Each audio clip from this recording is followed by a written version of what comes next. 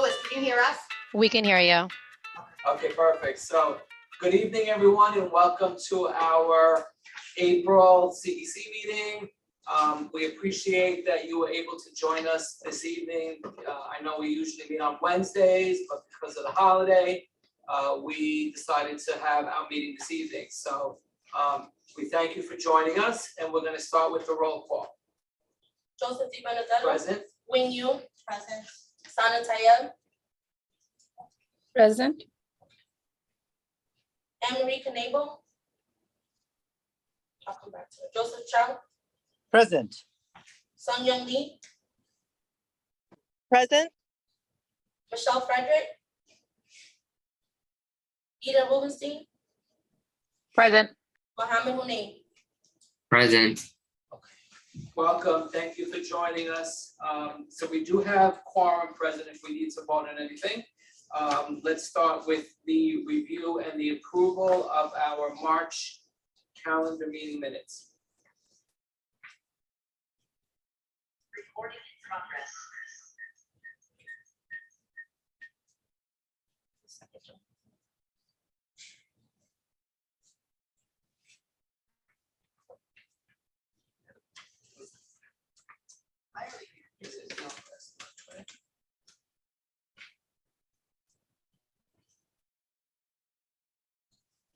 Did you write down the, I'm sure you did, Carly, right? The budget modification? Yes, it's all in there.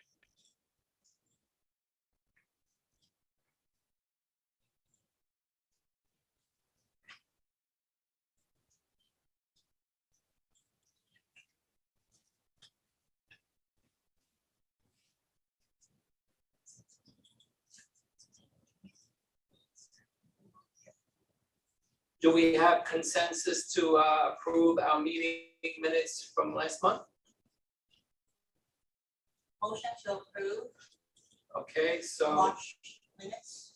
so when you made the motion to approve, does anyone second that? I'll second that. And that's who was that? Shirley? Me, Sung, Shirley. Thank you, Shirley. So the minutes are hereby approved. Welcome, everyone. I know that we're all preparing for the holiday season and a big spring break vacation next week. So again, we thank you for joining us. We're going to jump right into, I'm going to take a little bit out of order, but we're going to jump into our superintendent's report. And I present to you Danielle Domingo. Thank you. Good evening, everyone. I don't think I need it now. Right, so Louis, you'll put up my superintendent's report. As Louis is putting up my report, I would like to take this time to wish everyone who is celebrating a happy holiday and a wonderful spring break. I'm hoping that the weather continues to get warmer. Welcome to spring. So, starting with Happy National Assistant Principals Week. So April 3rd through 7th, we want to say thank you to all of our District 25 assistant principals and the work that they do behind the scenes to make our schools as amazing as they are. So thank you guys for everything that you've done, and we wish you an amazing Happy National Assistant Principals Week. Enrollment updates.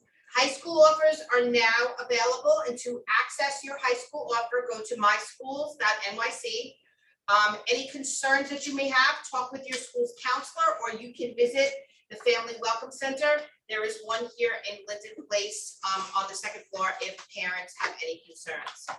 2023 kindergarten offers release. Today, families who applied online to begin kindergarten in the upcoming school year will receive an email notification of an offer that they will be able to accept or decline using their MySchools account through May 5th.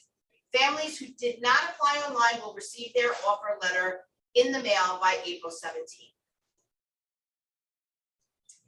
New York City School Survey. As I have said in the past, both myself, Dr. D'Antona, building leaders, we use the school survey in conversations and decision-making on how to better our schools. So please, families, take the time to take the New York City School Survey. The deadline to take this in 2023 has been extended to April 20th from March 31st. You can visit schools.nyc.gov/New York City School Survey now to take it.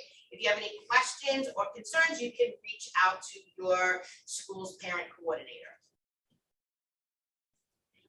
Upcoming holidays, spring break starts tomorrow. Well, no, spring break starts Thursday, April 6th. Tomorrow is our last day of school through Friday, April 14th. Students return on Monday, April 17th. And Eid is Friday, April 21st, where schools will also be closed. This month, we begin spring state testing. Students in elementary and middle school grades 3 through 8 will take various New York State tests to support their instruction and provide information on their progress towards mastering grade level learning standards. The ELA exam dates are April 19th through 20th, and the math exam dates are May 2nd through 3rd. We have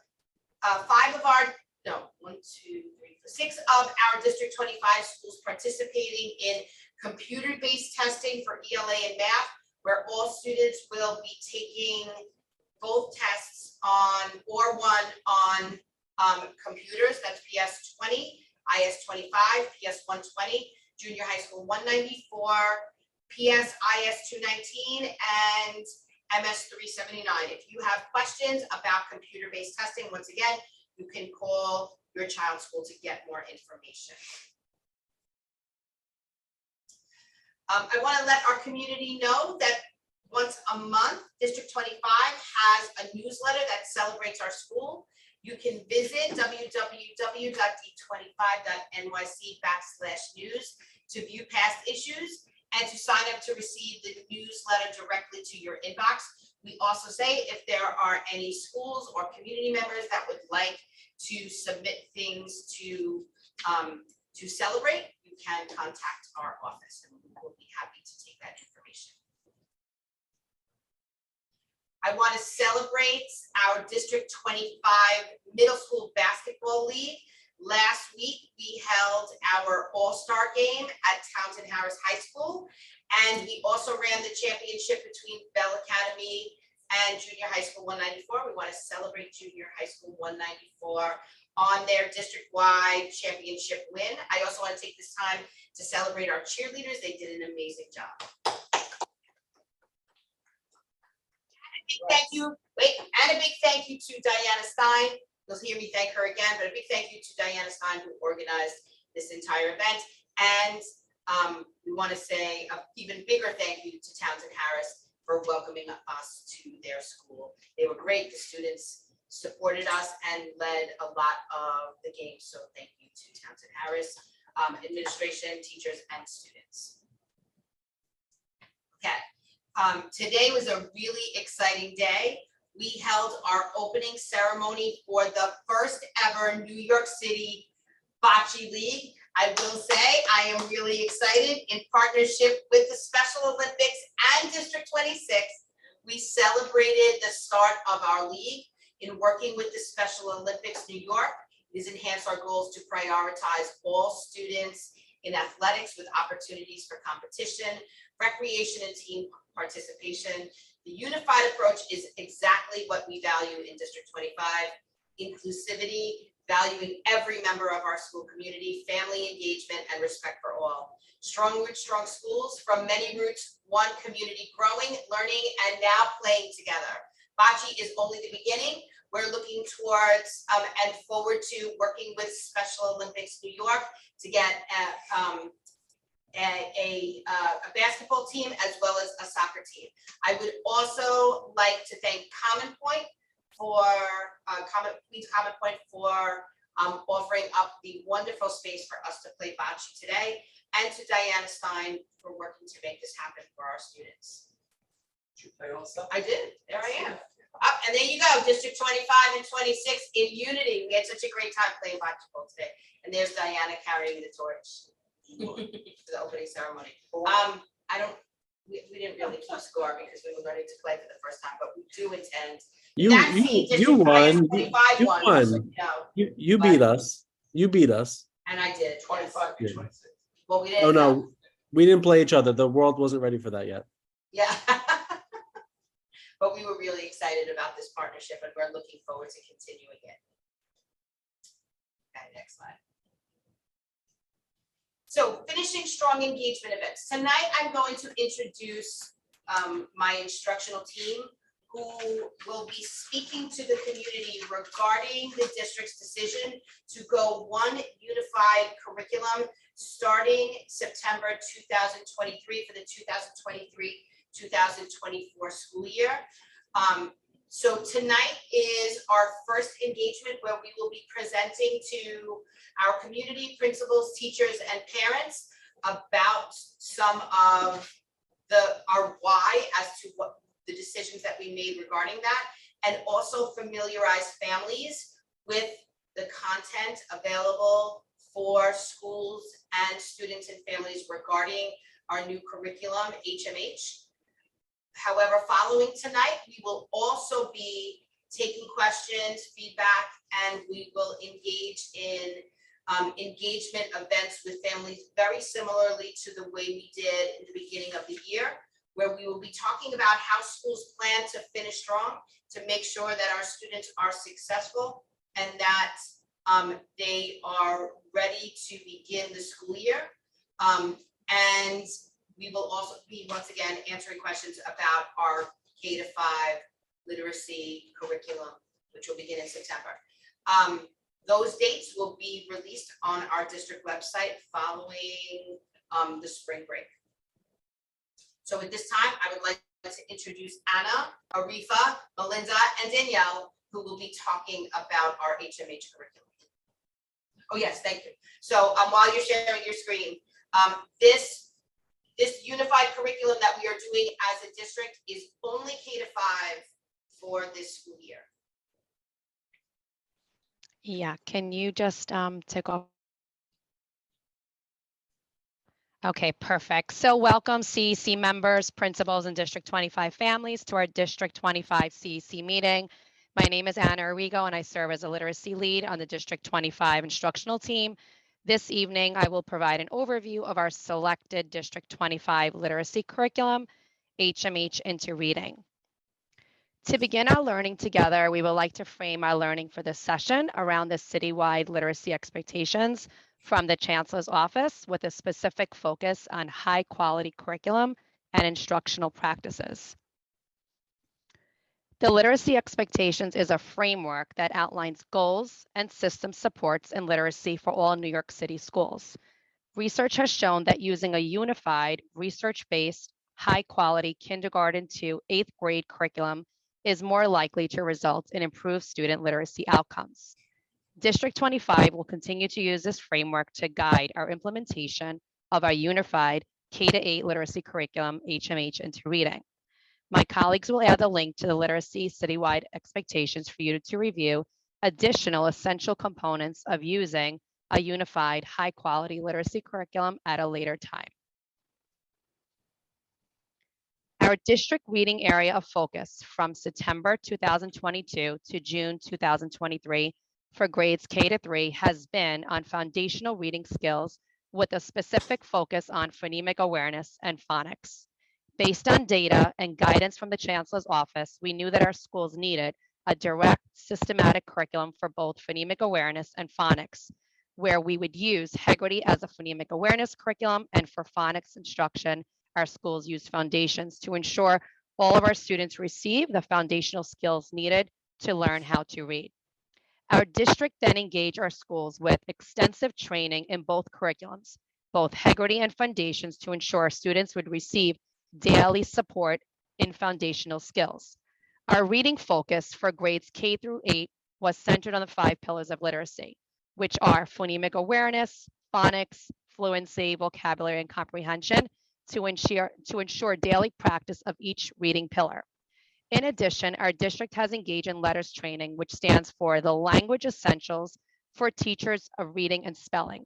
It is a comprehensive professional learning designed to provide a deeper understanding of how the reading brain works and what students really need to be proficient readers. With that said, we knew that we needed to have a unified literacy curriculum that was consistent and coherent across our District 25 schools. This year, our district area of focus, starting for the beginning of the new school year, September 2023 to June 2024 for grades K to 8 will continue to be centered on the 5 pillars of literacy to ensure daily literacy practice within each of the pillars is embedded in our daily reading instruction. To support our district reading area focus, we will provide explicit professional learning for all of our K to 8 schools on HMH into reading to best support our students in becoming proficient readers. So now I will share how we engage our principals, assistant principals, and teachers through the curriculum engagement process. On March 16, we had the 3 selected reading citywide core curriculum choices from the Chancellor's office. The first was HMH into reading, the second was wit and wisdom, and the third, expeditionary learning. We had each of these vendors present during our meeting. Each citywide curriculum group was given 1 hour to present their K to 8 literacy reading curriculum. As each curriculum was presented, principals, assistant principals, and teachers engage in a curriculum process using the hallmarks of advanced literacy to assess each curriculum, and each group was given the opportunity to explore the curriculum materials, share their thoughts, and answer and ask questions. After each presentation, principals, assistant principals, and teachers were given the opportunity to engage in table discussions in rounds to determine which criteria the curriculum meets or does not meet on a scale of a rubric of 1 to 3. Principals then voted and majority selected the first curriculum as a district HMH curriculum.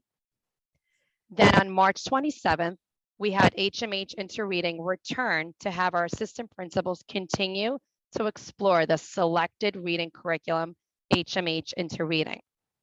At that day, we had a national content expert from HMH into reading present the reading curriculum and reviewed all of the instructional materials and components included in the HMH into reading curriculum. During the assistant principal meeting, we also shared our District 25 HMH into reading professional learning pathway to best support our implementation of the curriculum. Today, we are here in partnership with you, April 4th, to present to the CEC to give you an overview of HMH into reading and share the process of what we engage our principals, assistant principals, and classroom teachers in. We will also share and review our District 25 HMH into reading professional learning pathway with each of you. Our Superintendent DeMango will receive feedback and field questions from the community. After our spring break on April 17th, I will present this exact overview of HMH into reading to the district leadership team as well.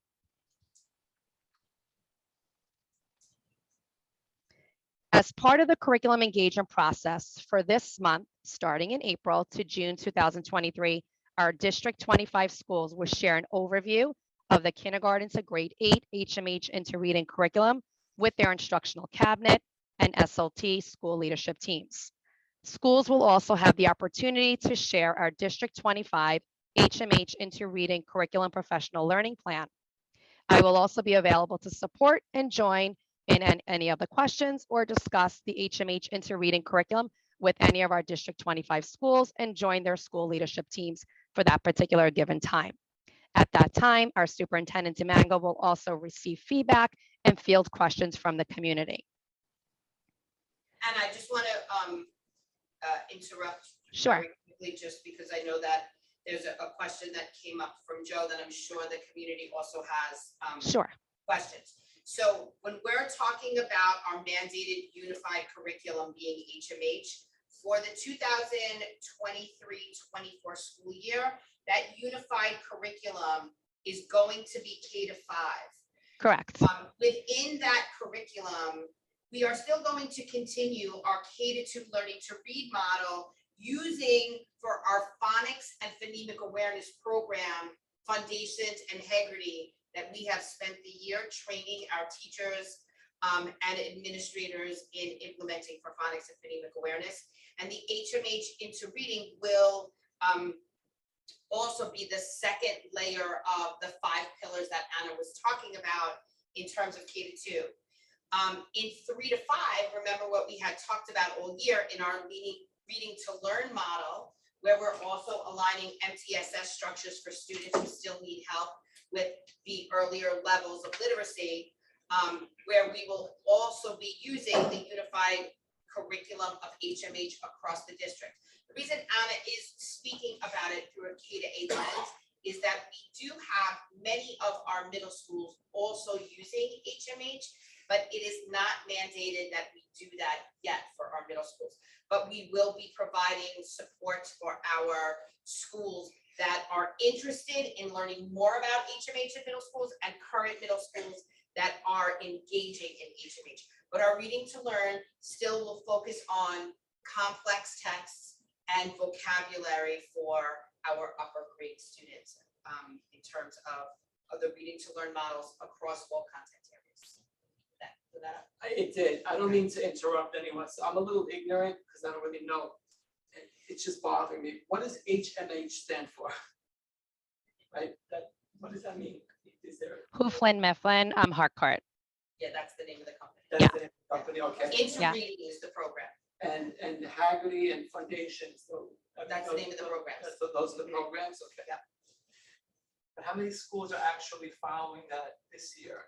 Integrity and Foundations. Yeah, All of them. schools. No, No, I'm sorry, no. HMH. HMH, currently we have about 5 5, 5 about 34. out of our 26. 6. All right, Yeah. okay. Got it, okay. I'm sorry to interrupt you. That's okay. And as we go through the presentation, you're going to see pieces of our MTSS and our assessments and our work around complex text that's woven into our HMH into reading, but we will be continuing our citywide expectations with our District 25 reading focus again. So as part of our curriculum engagement process, our District 25 Superintendent Demango, along with our Deputy Superintendent Dr. Daytona, will be engaging in various HMH into reading virtual presentations and in person to schools and communities. The instructional team will also support this process in reviewing and showcasing the instructional materials included in HMH into reading and taking our schools through the District 25 HMH into reading professional learning plan. And at that time, our superintendent will receive feedback and questions from the community. So to begin our learning together on HMH into reading, we would like to frame our learning for the session around our why, with a specific focus on moving to a district-wide curriculum. Our why: having a unified curriculum builds consistent and coherent literacy instruction across our District 25 schools. It ensures students have access to grade level content aligned to the New York State Next Generation Learning Standards, and it's grounded in research such as the science of reading. And that is where our superintendent was referring to our letters training. We did a lot of extensive training around how the brain works and the science of reading. So it is evidence-based literacy practice, and this also lives in the curriculum of HMH into reading. Creates a foundation of high quality instruction delivered to all K-8 students. Again, we're only doing this for our K-5, but some of our middle school students are also going to be engaging in this curriculum. So as a team, we're going to be here to support them. Allows for district-wide consistency and professional development and planning across school buildings and across classrooms, and connects all families with accessible at-home learning experiences. Before you start, Anna, I just want to add another thing. We have also partnered, and I know that Mary Vaccaro is here. We will be working closely with Mary and our teacher center teachers across the district with the instructional team. So not only will our instructional team be providing professional learning for teachers, administrators, and families, but each of our schools will have the use of on-site, not each of our schools, but many of our schools will have the use of on-site teacher center supports that will be doing very similar work that we'll be doing across the district in supporting teachers with daily questions, concerns, feedback, as well as administrators and families. I don't know if you want to add anything to that. Lesson planning as well. And lesson planning. Lesson planning. Yeah.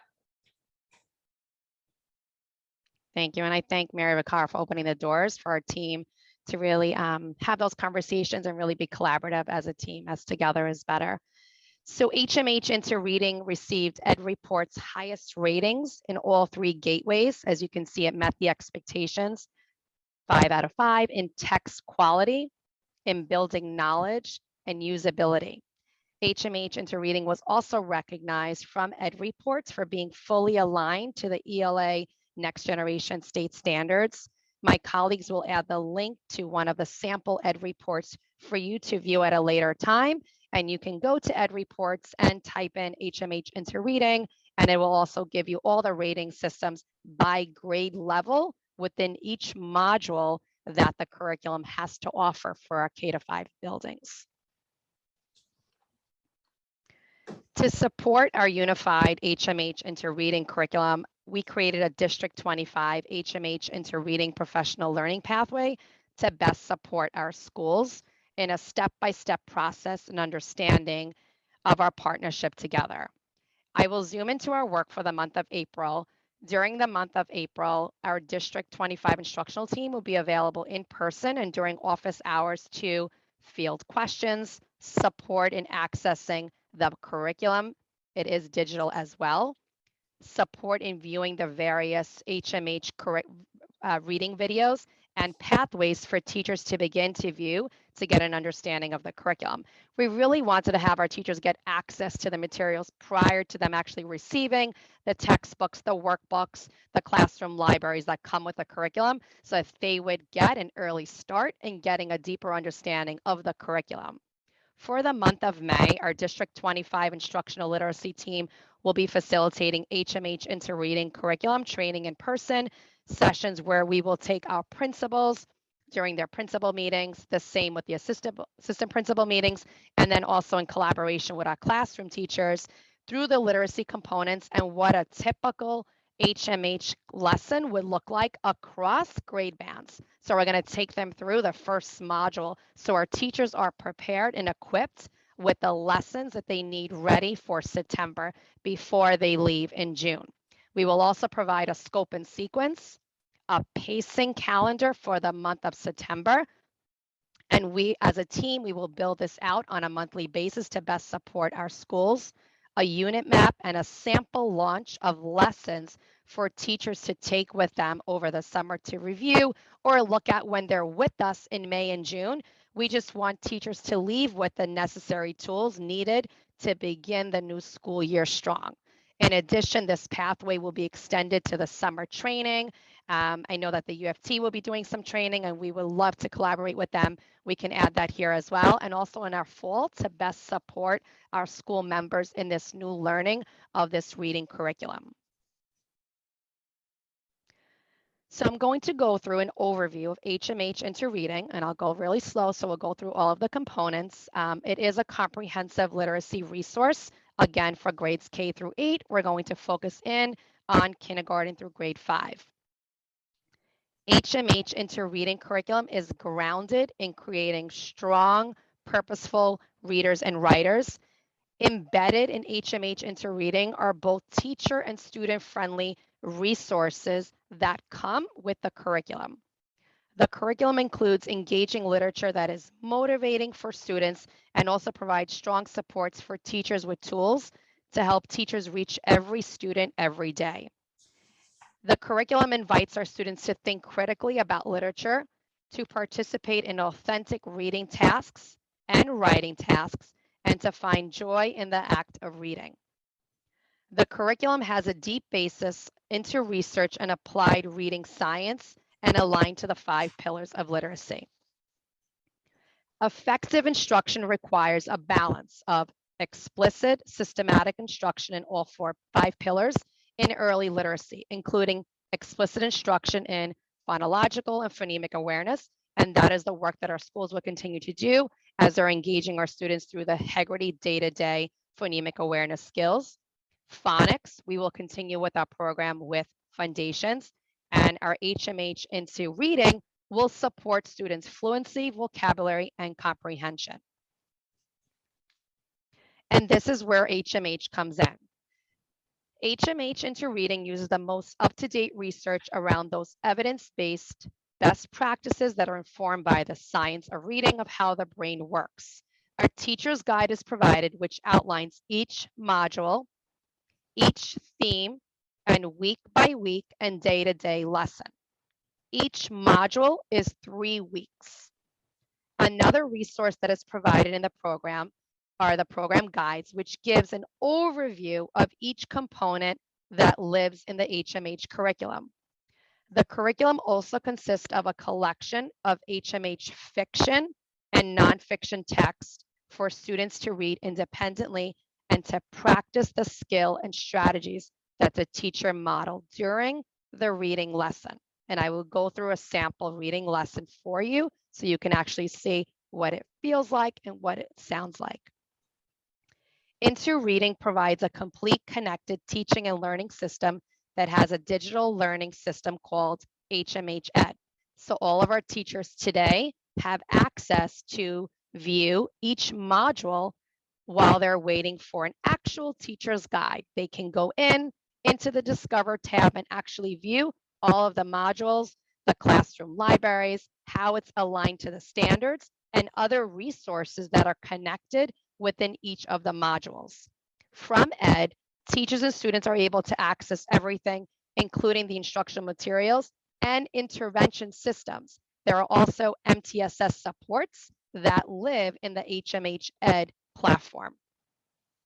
There are also curated professional learning modules for classroom teachers where teachers can create at their own time and pace throughout the school day, their own learning, maybe during their Monday professional learning, to view some of these professional learning pathways because it models what a typical lesson looks like within each of the modules.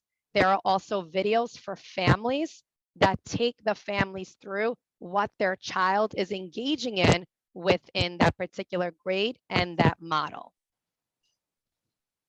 So what does the learning model look like?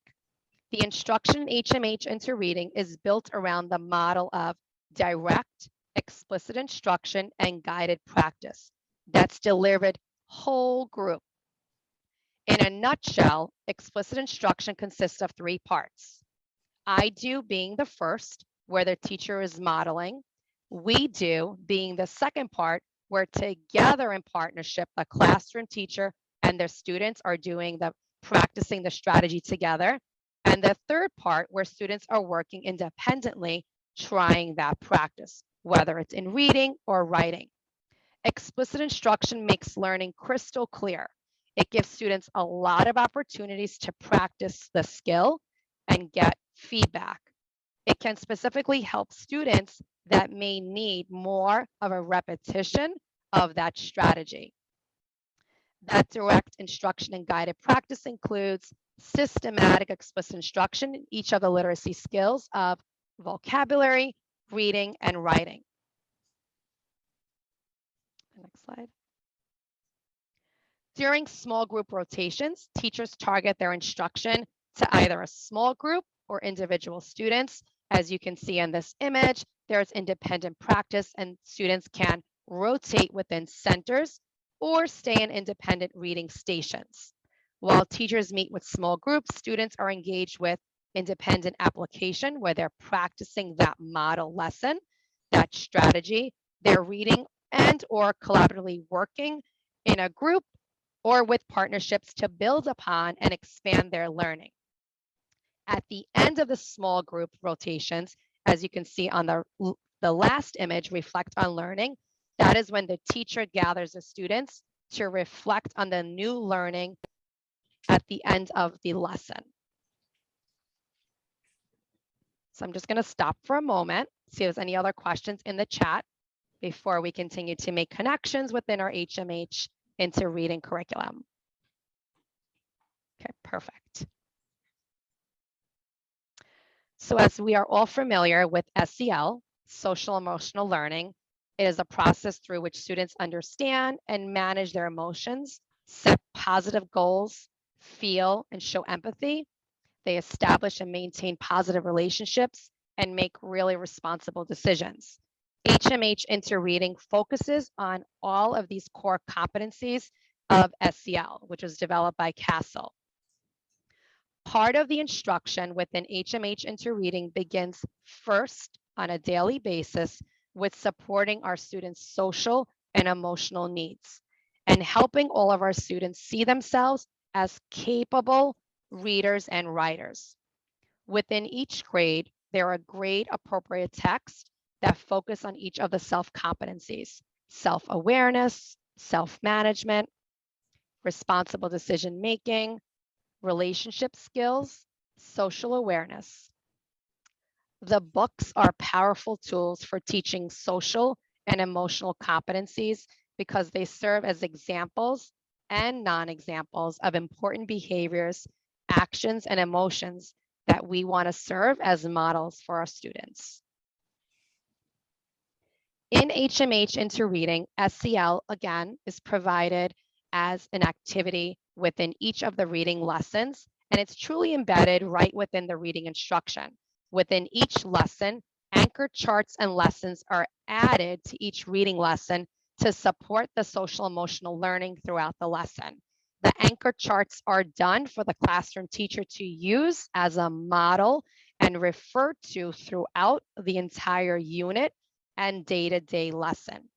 It is also an important consideration with any new literacy resource, as everything is inclusive of the literacy curriculum. Using HMH Interreading supports the building of literacy skills to our students and supporting the needs of the whole child.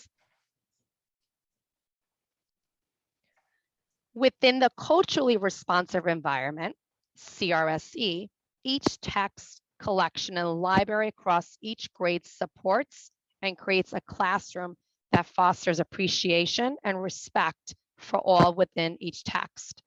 Each text that is included in the HMH Interreading curriculum allows the students to see themselves as mirrors and windows, as students can easily relate and or make connections with the characters and the text that they are studying together. The curriculum provides a culturally responsive environment and education where the educator teaches the ways in which we are the same. And that's what the texts emphasize. It points out respectfully how each student is unique. It emphasizes the differences are to be celebrated and not glossed over. It discusses specific examples of what it means for children to be responsible, respectful to each other, and citizens of their own community. This also aligns to our core curriculum, our social studies core curriculum from the city as well. As you would expect, there are instructional scaffolds for our multilingual learners, our English language learners, within every single lesson of HMH Interreading. These supports live within every single lesson. There are scaffolds embedded for our L students and our struggling students that might need special attention in the delivery of instruction. It is layered by 3 layers, where a student might need a light lift in describing and reiterating the lesson or strategy, a moderate level, and a substantial level. So there are scaffolds and support for students that may need more heavy, substantial support, down to students who might just need a little bit of light support to be able to access the learning. There are also articulation videos to really support how we pronounce certain sounds in words, which really supports our work that we've been studying around how the brain works in letters and our heavy lift of our extensive training with integrity and foundations, both our phonemic awareness and phonics. And that is how we're weaving in all of the curriculum that we have been studying together as a community. In addition, HMH Interreading provides integrated language support for all of the language functions that is embedded in each reading lesson. HMH Interreading provides English language learners the support with online tabletop lessons with engaging student-friendly visuals that really focuses on the various language functions. And this is provided within the HMH Interreading curriculum, where teachers can use these tabletops and meet with a small group to support our multilingual learners or struggling students that might need that extra support on a particular strategy. We know to be successful, multilingual learners need things like an equity of opportunity and access. They need an integration of content and language together. They need both to really understand the linguistics and the language functions of our English language. There should be a functional approach to language development and collaboration. One example of this integration of content and language is that each module within interreading is thematic. On the next slide, you will see the modules are built cross-curriculum connections of either a science or a social studies domain. The reason is to recognize this instruction is a way to help increase content knowledge. So across the content and thematically within our units of study. We know from research the importance that language comprehension has on skillful reading. Our students really need to have a strong background of knowledge and lots of exposure to academic language and vocabulary to comprehend the reading and to be able to become skillful readers. So rather than organizing the modules around genre, HMH Interreading organizes them by topic. Natural disasters as one example. Each module begins with an overarching essential question, which serves as the spine of conversation throughout the unit of study. So all of the literature we read, the vocabulary we learn, the discussions we're having in text, all relate back to that overarching essential question that students are studying within that 3-week span. So I'm just going to check. And I'm going to take you through a lesson just to see if there's any questions. Okay, and they're following, so there's no questions. Perfect. So now let's take a walk through a typical day of an HMH lesson. So again, once students have engaged in phonemic awareness, integrity, and phonics instruction in foundations, they are ready for their whole group HMH interreading instruction. This is a sample reading, HMH Interreading Lesson Grade 2. Each lesson is scripted just as you see on my slide. It is designed in a step-by-step model where the teacher models and names the reading strategy. We show the students how to use those skills through hands-on activities, through shared reading and interactive read-alouds, independent and shared reading. In a nutshell, this is explicit instruction. I've outlined step 1 as the I do, step 2 as the we do, and step 3 as the you do. In this image, you will see on the left, far left corner of the lesson, the reading learning objectives are written. This is what we expect students to be able to do by the end of the reading lesson. It also states the materials needed for within the lesson and names the instructional vocabulary to be identified in this lesson. So this is all designed and scripted for the classroom teacher to follow. If we move towards the center of the image, you will focus on this lesson. The focus of this lesson is on central idea. It begins with step 1. This is where the teacher connects and teach. This is when the teacher names and models the reading strategy here, which is central idea. An example of this would be, yesterday we learned how authors select their choice of words to describe characters' feelings in the moment. Today, we will identify the central idea by using supporting evidence and relevant details from the text. Exactly what is described here. Authors have one important main idea or central idea that they want readers to know. Good readers determine the central idea of a text by first figuring out the topic of the text and then paying attention to supporting evidence. Supporting evidence may be a small piece of information or relevant details that tell more about the central idea or supports the central idea. A central idea is the most important idea or part about the topic. If we zoom into step 2, that is the apply to text, that is the we do. This is where the teacher and students read together the shared reading text and they practice the strategy. They are on the lookout for the central idea. In step 3, this is the you do. This is when students read independently and practice the strategy in their own books. As you see, students receive multiple layers of modeling of the strategy that is woven into the lesson. I'm not going to go through all of the steps, but there are more modeling pieces where the classroom teacher sets a purpose. She prompts the children to refer back to their teaching pal. Students actually have a copy of the text that the teacher is modeling and reading off of. So students can apply easily to the text that the classroom teacher is reading. Students go off and practice independently, come back, and then there's time for a share.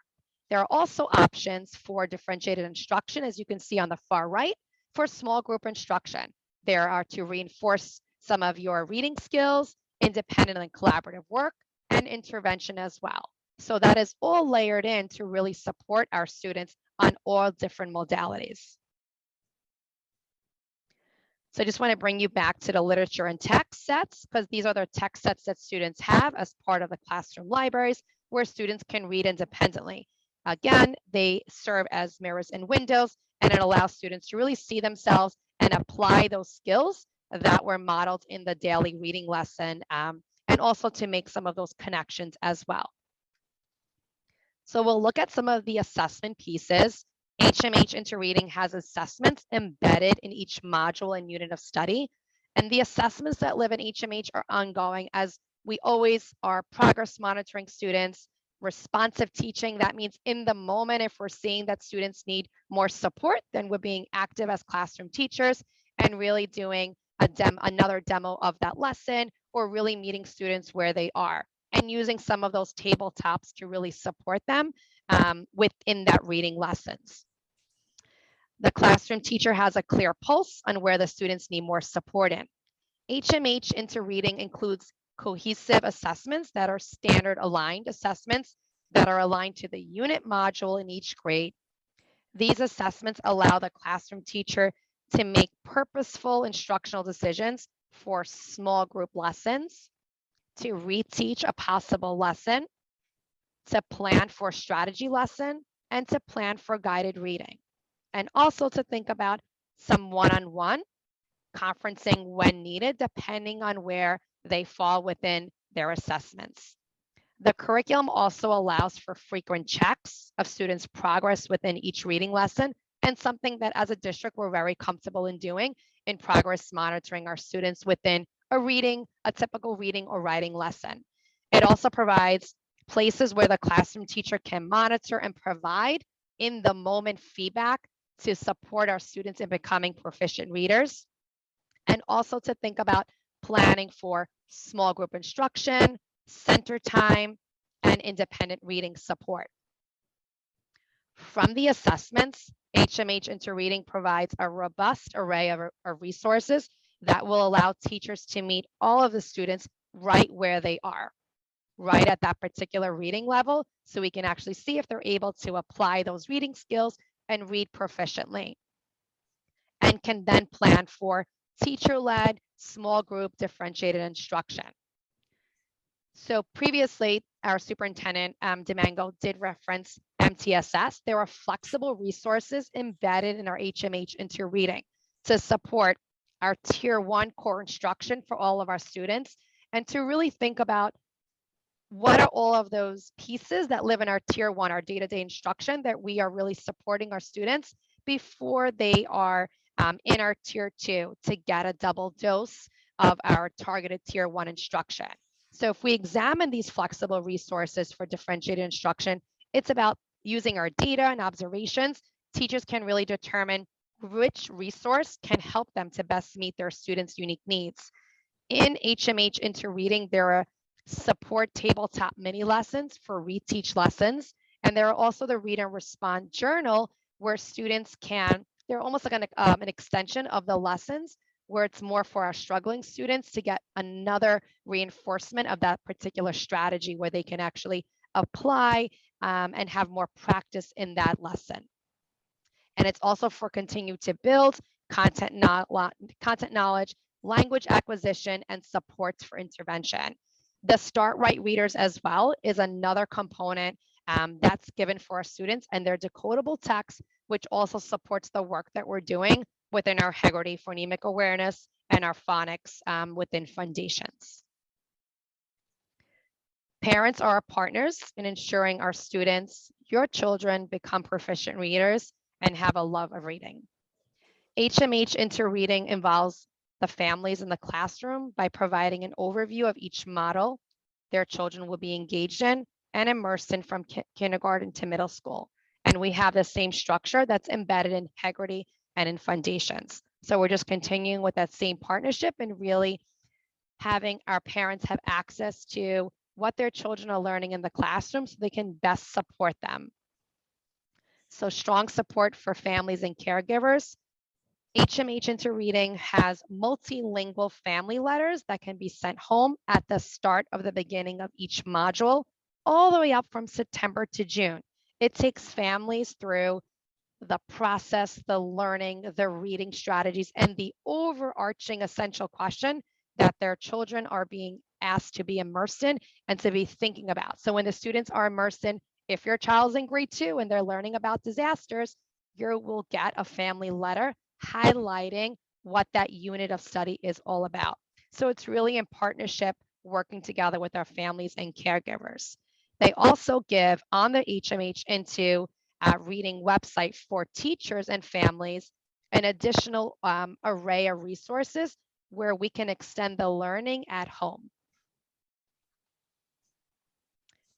So that was a presentation. I'm going to stay on for any questions. I know that was a lot, but we really wanted to give you with an overview of what we're sharing with our schools so that you can get a better sense of what amazing things the curriculum has and the extra layers of pieces that are embedded and that really connect with our district focus. I want to thank Anna and the team before we open any questions from the community, and to let you know that our school leaders and school leadership teams will be doing some very similar presentations for the month of April. So one of the things that we've offered to our principals is if they would like, as you know, our CEC meetings are public meetings and videoed meetings. You can use Anna's video and her PowerPoint in engagement with your SLTs and your school communities, or you can ask Anna to come and support your presentation. But what we intend on doing as a district is what we always do with any initiative that we take on, comes layers of support to make sure that our leaders, our teachers, our families, and especially our students get what they need in order to be successful. So we're really excited about this work. And at this time, we will take any questions that people may have. Also, I saw that Arika put Anna's email in the chat. If there are any questions that community members have after watching this for a second or maybe third time, you can feel free to email Anna and she will be happy to answer any of your questions.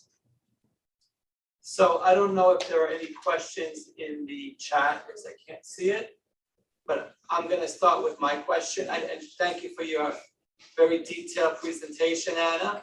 I'm just curious, is everything in line for it to start for the 2023-2024 year? In other words, do you have all the reading materials? Are all the schools going to get it? And is the training enough time for them to start in September? So I can answer that. So we are ordering materials now through the core curriculum, which is done through the Department of Education and has always happened every year. So during this time, schools have an opportunity to place their orders. Plus, some of our schools are placing additional orders to make sure that all materials are in place by the summer.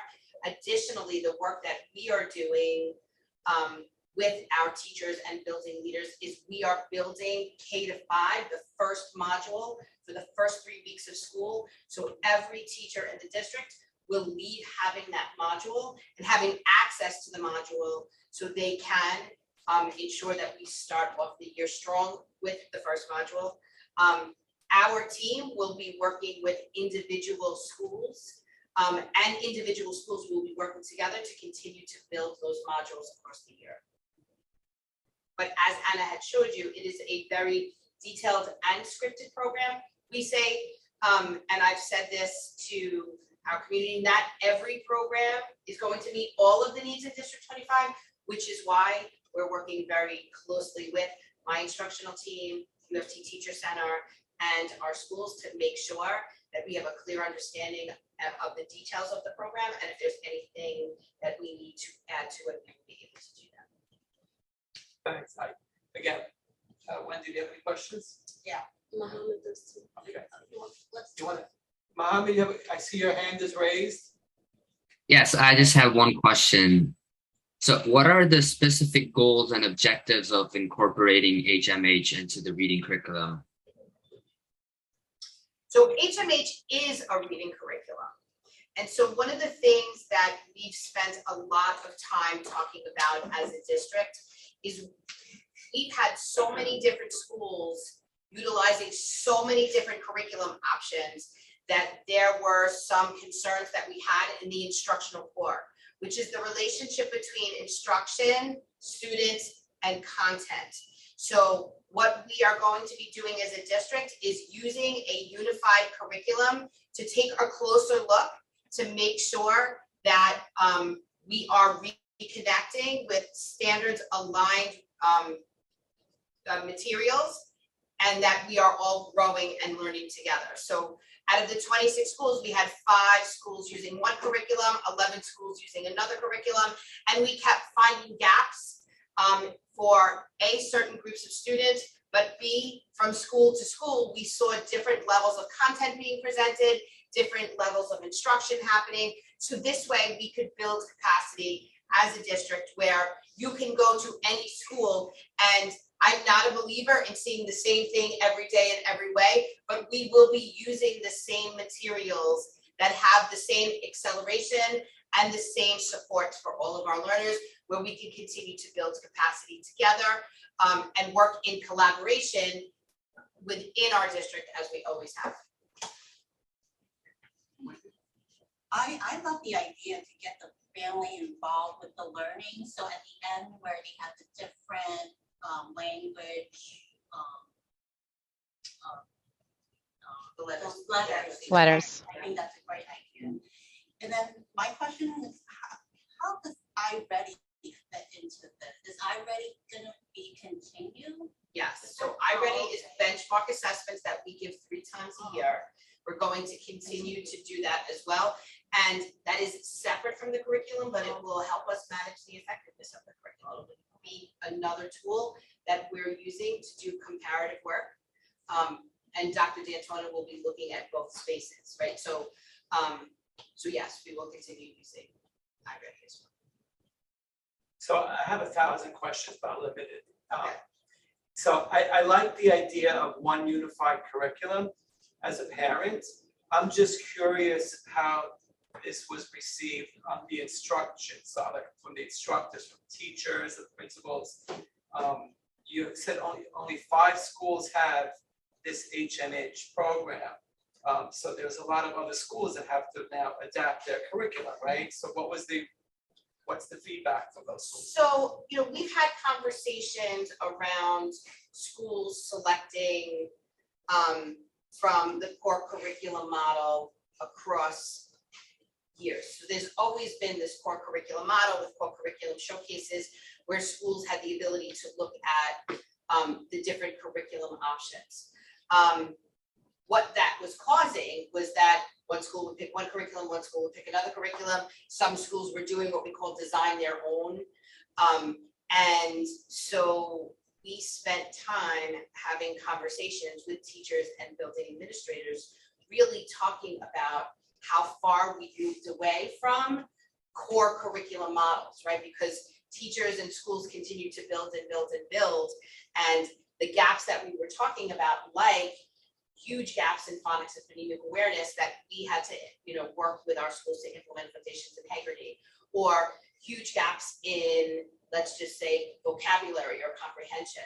So we've had those discussions, and what we are really saying is, we don't want to throw out the really good things that we've done, but we want a central space where we can look at common standards, common literature, common expectations, and build from that. So I think many of our schools, although as part of our discussions, they were saying it's not something that had we not really engaged in this conversation, they may have chosen, but what they do recognize is the things that I had just said, and the gaps that are existing. And they also recognize the importance of growing and learning together and looking at different perspectives, which we have not done as a district in many, many years. And how do other districts, how are they doing with, is this something that's going to be citywide, or is this something that is just unique to our district? So I will say this is something that they are working towards citywide. We are part of what's called phase 1, which is a pilot of 15 schools that will be implementing unified curriculum across the district. Not every district will be doing HMH, but the engagement that we had with teachers and building leaders, where a majority of our schools did select HMH. But it is the same model of, let's look at curriculum together and build capacity of teaching and learning and supports that go with that in order to strengthen the instructional core. If you look at a lot of our CEPs and goals and visions that our schools have for the year, they focus on working towards strengthening the instructional core, and it's because of the gaps that we see. So now we'll be able to layer in deeper supports from my office, from Central, because they're supporting us as well in this work, from UFT teacher centers. So there will be a space, and one of the things that we did talk about, as many of our schools are looking at HMH and the crosswalks of their current curriculum, much of the literature is the same, expectations and standards are the same. So it's not that we are completely taking away some of the things that our students are exposed to, or work that teachers know is good for kids, right? We'll still continue to do that. We do know that HMH is going to need the District 25 shine in the work that we're very proud of in how we support our new language learners. And we're ready to start doing that work together. But whether or not this was a citywide initiative, I think this is a conversation that as a superintendent, I would be engaging with the community, because there was a need for this. You know, you wouldn't want your child or to see different levels of exposure to certain content of instruction that has kind of gone so far. I think we need to reconnect. And the idea of looking very closely at the instructional core is something that we will do for many years. And HMH, we will work to implement, but who knows, 10, 15 years from now, we may want to change it. I think it's good practice for us to come together as a district and start looking at that a little bit more strategically. Thank you. Are there any other CEC members or anybody? I can't see the chat from where I'm sitting. Any other questions from the community? I don't see anything in the chat. Yeah, there's no questions in the chat. Wendy, do you have any questions? I have more questions. I have one more question. Who I has have a one more. question? Mohammed. Yeah. Hi, Mom. Okay, Mr. Mohammed, why don't you? Go Yeah, ahead. so Question. from the students who are engaged in the program, the curriculum, what's the reaction from them? Are they enjoying it, or is it still the same? I think our students have a positive response to it, especially because the vision of District 25 has always been the I do, we do, you do, the small group learning. This is really just an increase in resources for all of our classrooms, and the ability to kind of hone in on and make sure that we are tending to the standards and looking very closely at what our students are learning and how we can measure and monitor that and make adjustments to instruction to best support our learners. So we have really always focused on the structure of HMH. So we are getting good responses. Thank you.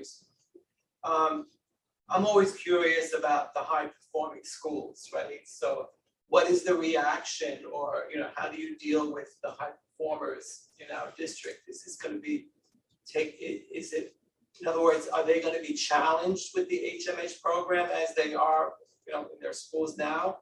So I will say many of our high performing schools are currently using HMH. And as Anna said, there is an accelerated piece to that. And one of the things that we're really happy to share is that Anna has also been doing work centrally with gifted and talented to make sure that we are building in that accelerated work within any curriculum that we were using. And so now Anna will be able to really strategically focus on supporting schools and getting input from families and the community around how we can ensure that our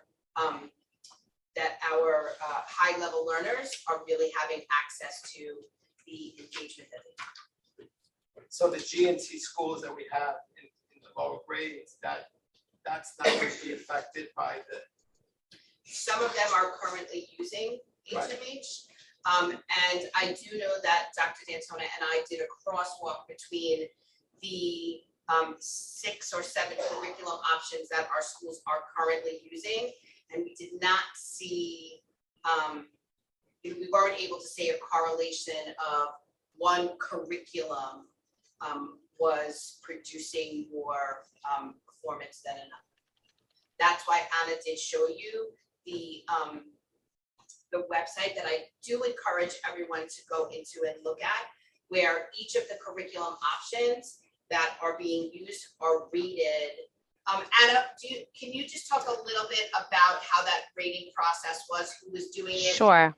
Yeah, so Ed Reports, on a scale of 0 to 10, they rated 9, the highest in Ed Reports in text quality and building knowledge and usability. And I could talk a little bit about the G&T work that we're doing with the central office, and we're actually partnering. I want to just, before you speak about that, Yep. but I want to say in Ed Reports, some of the curriculum that are some of our schools were using, they weren't even rateable. Right. Yeah, so I think that's really important to know that there was a common lens by which they were breaking down and looking at different curriculum options, programs. So I think that's important to know. And when we say we needed to take a close look as a district about the curriculum programs that we were using, Ed Reports was a tool that we found to be very helpful in different layers of learning and expectations for students. Okay, Anna, I'm sorry, go ahead. Yeah, no, that's okay. And in our HMH into reading, there's this particular area where they provide scaffolds for our G&T and our more accelerated program, which is really more of like an inquiry-based research project where we will continue with our G&T PBL units of study, because they've always been around a thematic and unit topic where we incorporated the science and social studies. So this actually ties into the work that we've been studying within our central G&T programs, right? So our schools that are engaging in our PBL and our G&T work will continue with using this as a layer to continue to support and layer in that work within their current program. And it ties beautifully because it's across content and it's thematic within each topic, just like what they are studying currently. Yeah, so Anna, can you just speak briefly to what Ed Reports looked at? So sure. Yep. So they looked at text quality, the text that teachers was using as a model for a read aloud to teach specific literacy strategies, the independent books that students were going to be using independently, how they were actually being leveled by Lexile levels, the building knowledge, so the pieces that were built in as students need content knowledge to access the text, and the usability of the actual curriculum. And it goes into detail like in other areas as well, which you can look on your own time. There's like 15 different characteristics that they zoom in within the text complexity and the text quality, the characteristics of a text and what you live in there. So how academic language lives in there, vocabulary, those instructional supports, and all the scaffolded pieces that are embedded in the curriculum as well. Again, HMH into reading was rated the top. Thank you. Sure. And then I'm going to stop with all my questions, but what is that a comment in the chat, or is that just a question? Oh, so my colleague just added the HMH into reading Ed report that specifically talks about into reading for first grade. And again, it's also by grade band. So when you look at each report, it's going to give you an in-depth detail of how it was actually scaled by grade level within each module. Understood. So my next question deals with middle schools, right, with the 6 through 8, right? So when is that going to eventually happen, and what effects does it have on regions, right, in high school? So Regions curriculum is high school curriculum, so we would not necessarily use, I mean, in terms of HMH, we don't give the ELA exam, the high school ELA exam, so the math, science, and social studies curriculum stays the same. In middle school? Yes, in middle school. Now, there are only 2 of our middle schools who are not currently using HMH right now. So because we're building in the K-5 model, we're giving those schools an opportunity to look at the curriculum and really see what they. Like a voluntary thing. Yeah. Okay, thank you. Are there any other questions or comments? Oh, I think Sana. Yes. Hi, good evening, everyone. Asana? Hi, everyone. So the question I had was about kids with special needs, and I wonder how HMH caters to that, or what kind of support is built into the curriculum for kids that have IEP. Anna, did you want to speak to that? Yeah, sure. So just like in our current literacy curriculum, we're always meeting the needs of our students within their individual education plan. And there are specific scaffolds for our SWD students that live within each of the lessons, within each of the modules. So we are always looking at the standards and looking at what the students' expectations are within their IEP and meeting to that needs. And HMH does include those access points for our tier 1 instruction, which is supports for students within the classroom. And then our MTSS supports will continue, which are other outside intervention tools that we use to support our students with special needs. I see. And one more thing. So similar to, let's say, the iReady component, right? So the parents will have access to the curriculum at home so that they can kind of co-work with the teachers as it's going? So there are specific places where you will have access to see extension resources to support your child at home with the family letters and home videos to take you through some of those pieces within HMH. But to get an actual curriculum or a teacher's guide, that lives in the hands of the classroom teacher. But there are many pieces and layers within the curriculum where the teacher can extend the learning at home as we do to practice those skills at home. So you would see what that will look like. And that already comes equipped in the HMH lessons. Yes, now that was always an expectation across all of our schools in terms of building that homeschool connection and giving parents access to ways that they can support their students at home. HMH has it a little bit more scripted, and so individual schools will be sharing that with families. Understood. Thank you. So thank you, and good luck to implementing this program. It's gonna be great. To be done. Yes. We're excited and we're ready. Yeah, I'm sure you are ready. Are there any other questions or comments from the community? Thank you. We're going to move on. Obviously, if you have any questions or concerns, you can look on our chat, and there should be a contact information where you can contact the district office. So moving on with our meeting, we're rolling into the end of our term. Next month, we have the pleasure of UFT President Michael Mulgrew will be here to discuss the community's concerns. So I look forward to that. And then we have our June award ceremony. I believe Carly already sent out the notifications to the schools regarding what we're looking for in terms of award recipients. Before we discuss more details of the award ceremony, I wanted to go into the public agenda. Is there anybody on the chat that wants to speak to the community, or is there someone? I think Mr. Kessler is here. He wants to speak. I'm not sure if Mary wants to speak. Okay, so we'll start with the a member who's present this evening, Mr. Joseph Kessler. Hi, everybody. Welcome. Understand? Okay, thank you. Come close so they can hear you. Hi, everyone. Joe Kessler. I am the former District UFT, District 25 representative. I just want to say that I watched the basketball championship game this week and it was streamed. I want to thank Louis for doing that. It was great to see the expansion to the middle school. I know we were working on it before COVID, and it was really nice.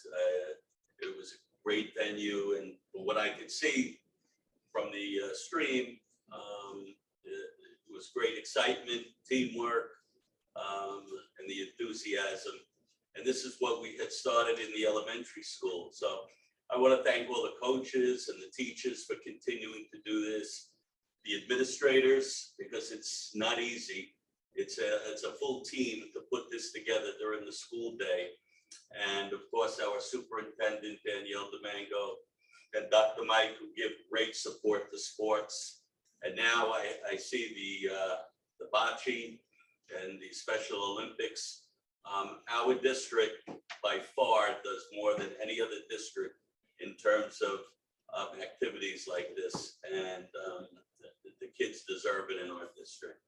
And I miss it. I'm looking forward to the elementary game, the All-Star game, possibly later on in the year. And well, one of the things I would have loved to have gone to the game, however, because of the parking, Superintendent Domingo did not secure a parking spot for me, so I could not attend. But she's the best, and I know she's big into those cheerleaders, and it was great to see them. It was loud. I couldn't even hear, but I had to put it on a low because from my apartment it was really good, the excitement. So thank you, Louis, again for doing what you do, and everybody involved in our district. And thanks. It's great seeing you guys, and CEC continues to do an outstanding job and concerned about the education. And we do this only because it's our kids. Thank you. Thank you, Mr. Kessler. And Mr. Kessler is the namesake and the first recipient of the Joe Kessler Award, which we typically give out since he was nominated for outstanding sportsmanship in the district. So we look forward to continuing with that award. See Craig? Yes, I see Craig that. Laster. He said you finally said something that makes sense. So we're happy that you're here and that you, even though you're retired or you're semi-retired, that you continue to join us. So thank you, Mr. Kessler. We appreciate that. And I'm not sure if there are any other speakers on the public speaking list. Okay, so the award ceremony is scheduled for our June meeting, which is what, June 7th, I believe? June 6th, and it's going to take place at IS 25 at 6:30 or 7 p.m. I don't recall the time. I believe it's 7. We'll look into it, but as we get closer to that meeting, probably by next month, we'll know more or less who the recipients of the awards are, and maybe we should discuss the other details during our business meeting. So unless there's some other item of new agenda that anybody would like to discuss during our calendar meeting, I'm going to ask for motions to conclude our meeting. Yes, motion to adjourn our calendar meeting. Okay, so we'll take a 3-minute break and then we'll start our business meeting, okay? Thank you, everyone. Thank you. Thank you. Thank you to the district office. We did not have a business meeting. Okay, so we'll do the roll call for the business meeting and then we'll get started. Joseph DiBenedetto. Present? Win Yu. Present. Emery Knebel. She's not here today. Joseph Chu. Present. Sorry, Joseph Chan. I'm sorry. Sun Young Lee. Shirley.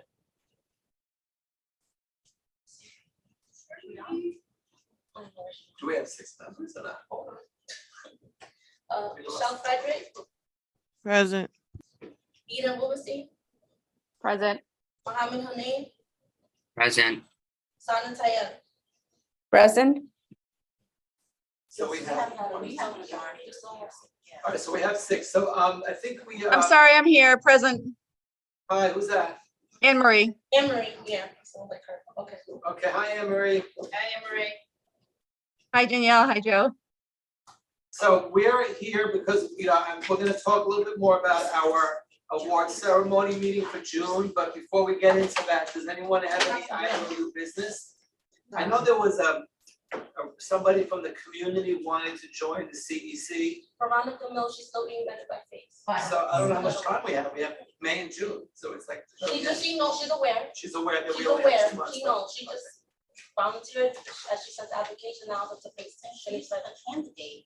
Is she a She can candidate? still run, Yeah. you can still run, You you can can still still run. do this, you can still Yeah. apply for this term. But I don't know if we have time, because we have, the next meeting is May, and then we have the award ceremony last meeting.